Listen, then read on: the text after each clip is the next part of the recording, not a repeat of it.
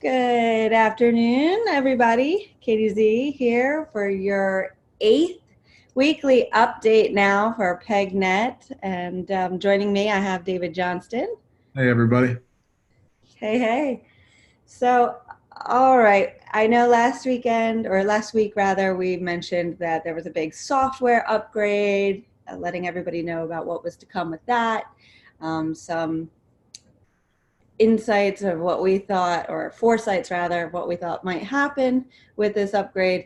And my oh my, have we've been busy with just monitoring everything, right? Yeah, it's been a pretty crazy week. It was great to see the software go live.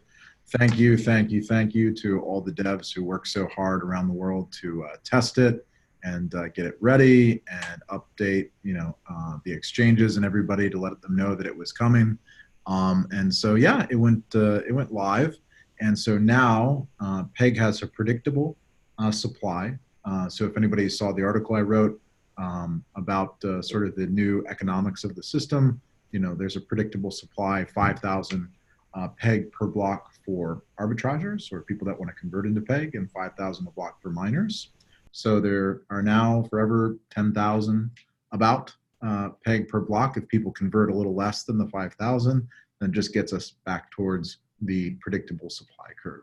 So it'll be interesting to see how that evolves. But the whole update really generated a lot of interest, and you had tons of people flowing in, converting factoids into PegNet assets. So we have now crossed 1 million factoids converted into P assets, which is pretty amazing. That's pretty huge validation. That's more than 10% of the factoid supply in existence. And so big milestone for the community. And yeah, just really happy that it moved forward and that everybody rallied together to get it done.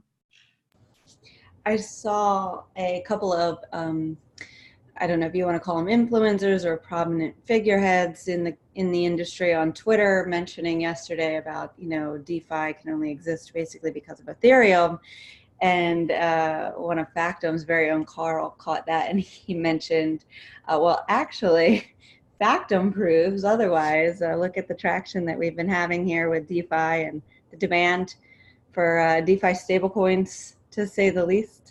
Sure. And I think they're very complementary to each other. The Ethereum community is amazingly dynamic. And with Factom built on top of Ethereum, it sort of shows how they can work together, right? If you have an application where you need a lot of conversions, a lot of transactions, a lot of immutable data reported, you may not necessarily want to put that directly onto Ethereum. But that's perfect for a platform like Factom and PegNet that uses Factom that's built on top of Ethereum and effectively adds as an extensibility layer or a scalability layer on top of Ethereum. So that's the kind of collaboration we really need to encourage is, we don't have to put everything on the first protocol layer. We can build these layers on top and specialize them for these type of use cases. So, but yeah, it's really cool to see, and it's moving fast. It's amazing how fast the DeFi space is evolving. Absolutely, no kidding about that. Speaking of, since our the PegNet update went live on the 9th, within 2 days, it's already broken through what the capacity of the Bitcoin Lightning Network has done in the past 2 days. Right. And mind you, if you're watching this video, today's date is December 11th. PegNet has only been on the mainnet for 65 days. I mean, wow. That's really incredible. Yeah, no, it's a pretty cool milestone. That's another example of scalability. Lightning is a means of doing additional transactions on top of Bitcoin. Factom also connects into Bitcoin. It's built as a layer on top of Bitcoin, and yeah, to see people adopting this way of scaling assets on a second layer on top of Bitcoin, which is great. So credit to Paul and Steven and all the developers that built out the code and sort of had this vision for how to achieve scalability. And I think now we're starting to see the reality of that. So I know Paul wants to speak to sort of where we can go from here, but I think layer 2 is live and kicking. Yeah, well, the there are a whole lot of places where we could go. There's some discussion about adding some ability to make distributed loans and leverage, shorts and longs, and a lot of other things like that. I don't know what timelines there would be to execute on some of those ideas, but the discussions are beginning, and the ability to layer on and build more and more on top of the PegNet other financial tools, it's really kind of unlimited. Not to mention the idea of creating smart contracts that are denominated in USD and euros and things like that, instead of crypto, where the value might be very different at the time of execution of a contract than what the contract it was intended to do at the very beginning. So, yeah, there's just a whole lot of things that the PegNet is going to enable. Well, and I think that's the right point, which is we got mining live, we got conversions live, we've got arbitrage live now with the floating peg price, which came as part of this upgrade. Now we need to recruit more developers, unleash them on making all these improvements, imagination go wild and all these tools that they can build. And so I wrote up a framework for PegNet improvement proposals, and we've started to see those roll in as people have been making new suggestions. Also yesterday, I put out an article about crypto tithing, this idea that in the community we should really be donating to the developers that are pushing forward the major infrastructure in the space, these big improvements. And so I've set aside some of my own portfolio to donate to those developers, released a list on Medium. You can see the link to donate to the different projects on PegNet that you might be excited about. If you care about shorts on PegNet and you think that will be the greatest thing ever, there's the address to the team working on that, or the people putting out all the statistics on Factoshi, or the guys that built the PegNet market cap website, or the people working on the pool software, and so on and so forth, right? So there's the Ethereum integration, there's all these things that people can donate towards, and I will certainly be doing that just on an individual basis. PegNet is fully decentralized. There's no token sale or company or something. So keeping to that ethos, I just wanted to give people the tools to take this action themselves versus have to create a lot of governance or a lot of overhead. This is something that's just super light, invest and donate into the things that you're most passionate about. So hopefully people will join me in that activity, and we'll see a huge flourishing of developers in the community. David, that's awesome. I know a lot of those folks who are in blockchain.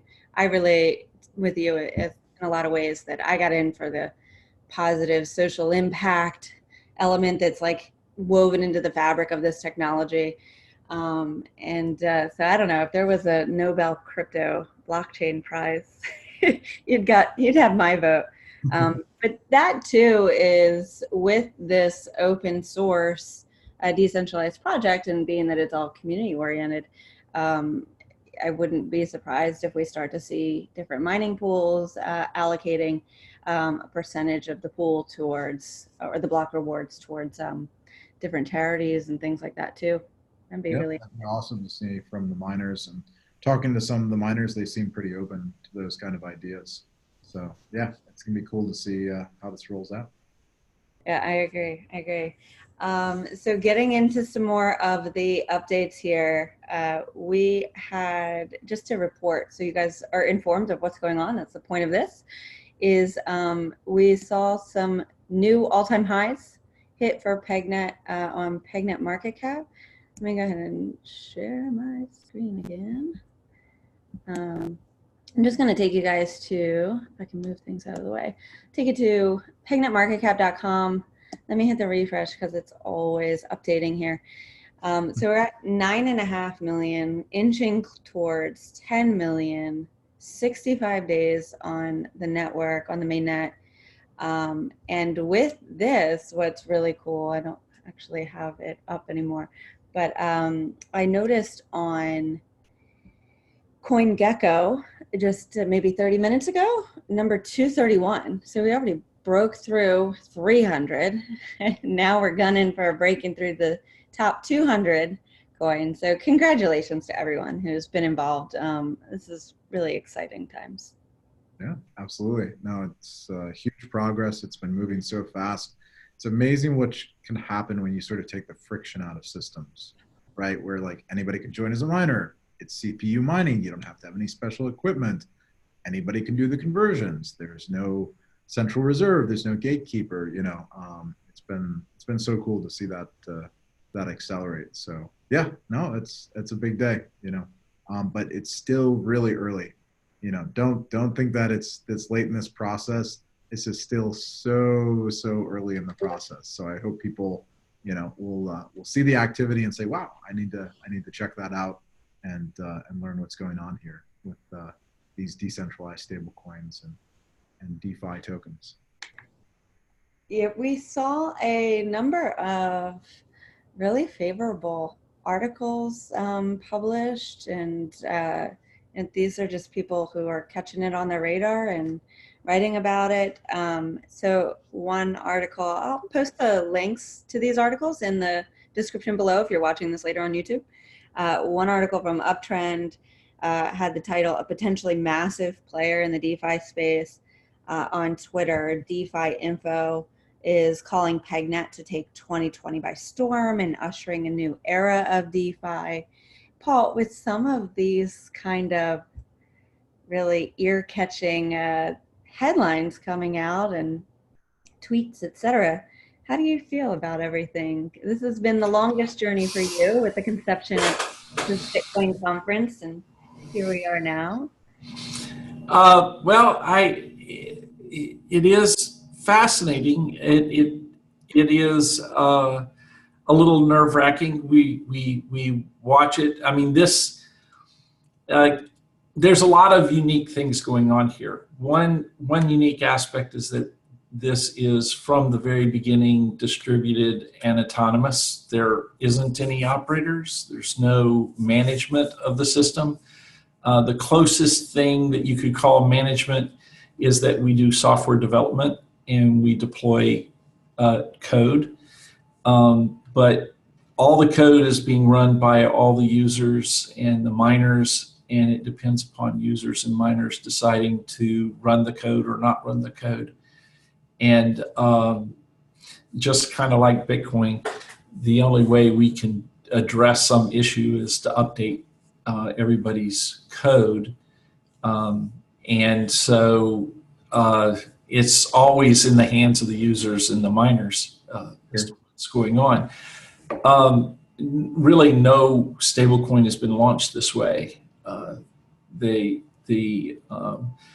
The problem of distributing the oracles using mining is unique. The CPU mining behind it, while not necessarily entirely unique, it's still the combination is unique. And so many other things coming to play and watching all the pieces work together. One of the community members said, you know, I'm really surprised. I had 5 things that should go wrong and none of them did. You know, I'm paraphrasing massively to obscure the reference, but you know, it's good to hear that people are really watching it, looking for these things, seeing that the pieces are actually clicking, and it is moving forward. I can't say that we're completely confident yet. This is definitely a work in progress. It is a massive experiment, but it's going really well. So the real answer is a little nervous, watching it, kind of amazed. I'd agree. I've only really had it on my radar for the last 3 or 4 months, I'd say. And I've been in crypto not as long as you guys. I've been in crypto only for about a few years now. And there's not been much else that's really had this level of traction so quickly, especially from, I guess, an open source project. You know, there's no pump and dump scheme behind this, no airdrops, no ICO, no crazy marketing and glitz and glam and all of that, and no Lambos, yet. I literally had a sign printed at my old office. No Lambos, just hard work. And that's a good summary of the ethics of the community. But no, it's a good point. And I've liked the way that we've built the community. I saw we passed 1,000 people on Twitter, and just organically, right? No paid marketing of that kind. Just building up, people hearing about it, spreading the word, and it growing. I think we just passed 1,000 on Discord as well. So that's really awesome because people are super, super engaged there. And so those may sound like small numbers, but it's growing fast and it's come a long way. So it's great to see that engagement. Yeah, I certainly echo that. They may seem like small numbers, but when you're looking, I was looking last night at month over month, and you do the math, it's like 3,000, 4,000% growth. I don't think that's sustainable. It'd be cool, but it's been really fast growth. So that's been exciting. And what did I want to mention? Oh, I think a lot of where we're getting this organic interest in growth, and kudos to you and Paul, because you've been very active in taking lead on some of these things. Are a lot of folks are reaching out on Telegram and different corners of the cryptoverse for doing live AMAs, where they're pushing it out to their communities on these different social platforms, getting fantastic questions and engagement, and then it's just organically trickles in. And so thank you everyone who reaches out. And yeah, speaking of which, I see Himo's joined us, runs one of the community websites. I think they just added a French and a Russian translation to their website to add to the Chinese, Japanese, Korean, German, and English translation. So people in the community keep coming out and spreading the word to additional language groups, which is really cool. And I think there's a couple of more translations in the works. So those should be all posted on pegged.network if anybody wants to see the community versions of the community slides for PegNet in all the different languages. Absolutely. I know I've got contact and conversation going for Portuguese. Brazil seems to be really excited about what PegNet's working on. I got a friend working on Spanish, so we're going to get that covered. Yeah. Yo hablo español. Sí. Another thing, I don't have specifics yet. I have to follow up with them. But just yesterday, I got a message from somebody in Texas that has a professional services, a law firm, that is interested in accepting pegged USD as currency for their services. So that's cool. Like when you really start getting that kind of adoption where it's like, hey, I'll take your stable coin, I'll take that. I can, feel confident and trust code. In code we trust. That's cool. That's really good validation. Okay. Oh, that's great. I'm starting to hear from a few merchants as well. So hopefully we'll see some announcements about that in the coming weeks. Yeah. I want to add one final thing from my end. If you're watching this today on the 11th, in 1 week, New York City will have its first community meetup at the Rise building. I'll put details and links below, of course.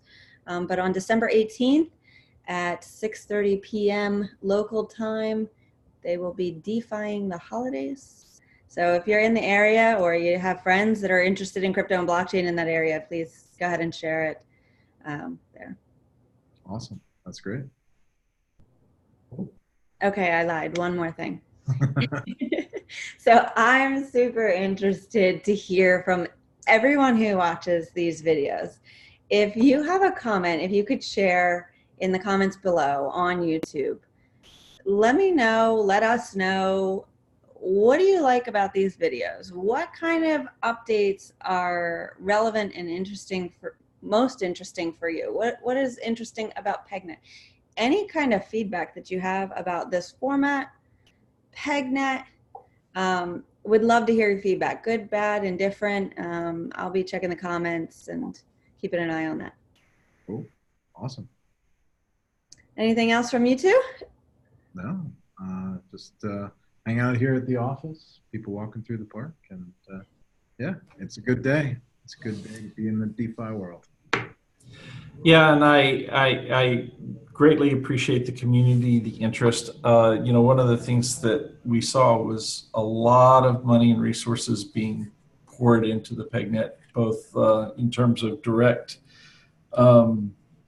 value pushed into the PegNet, as well as very significant development funds and very significant infrastructure building and community outreach and whatnot. And so it is truly a broad community project, and we couldn't have gotten here without so many different people. It would be incredibly hard to list. And I think it's that distribution of effort and attention and analysis that is going to make this successful. Yep, absolutely. Awesome. Well, can't wait to see what everybody proposes. And yeah, I'll be actively handing out Peg to great proposals. So join us on the PIPS Google Sheet, and we can link that. And jump into Discord and just join the conversation. It's a lively and very friendly group. So come on in. Let's build some cool stuff. Absolutely is. And 'tis the season. We have some good stuff coming up. So keep your eyes and ears open on the community. Turn your notifications on. Whatever you got to do. We've got some really good stuff coming up for the holidays every day leading up to Christmas time. So awesome. All right. Well, thanks, Katie. Thanks, everybody. Thank you. See you next week. Okay. Bye. Okay.